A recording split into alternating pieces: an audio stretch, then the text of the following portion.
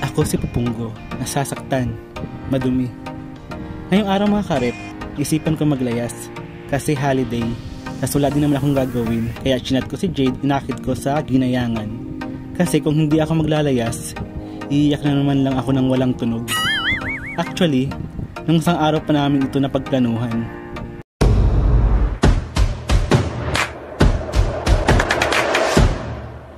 At ayun mga karep, palabas na kami sa Tagkawayan.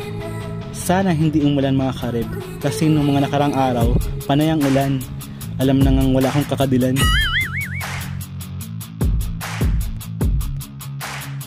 At papasok na kami mga karep sa Ginayangan.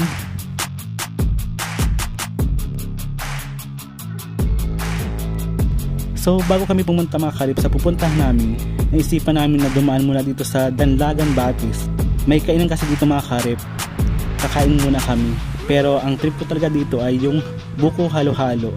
Kaso hindi daw available, kaya ang ending, nagsisig na lang kami.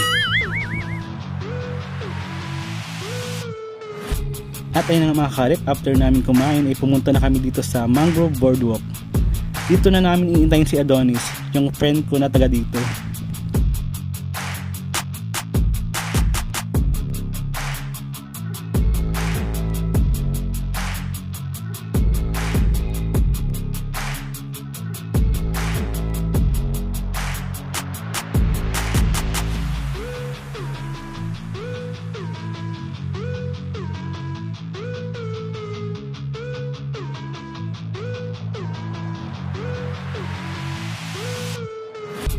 Ganda naman dito mga karep.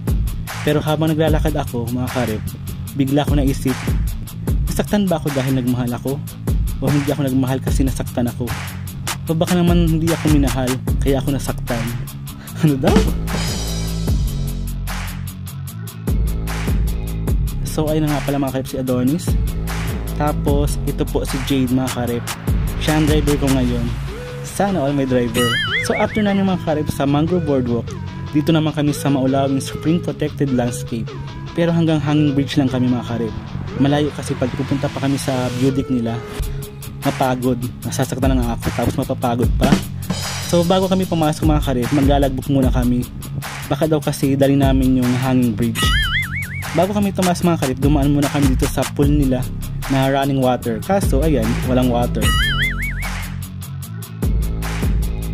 So tataas na kami mga karep.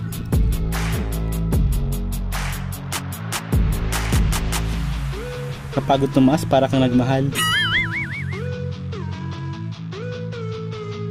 Andito na kami mga karep sa hanging bridge. Maganda dito pero nakakalola.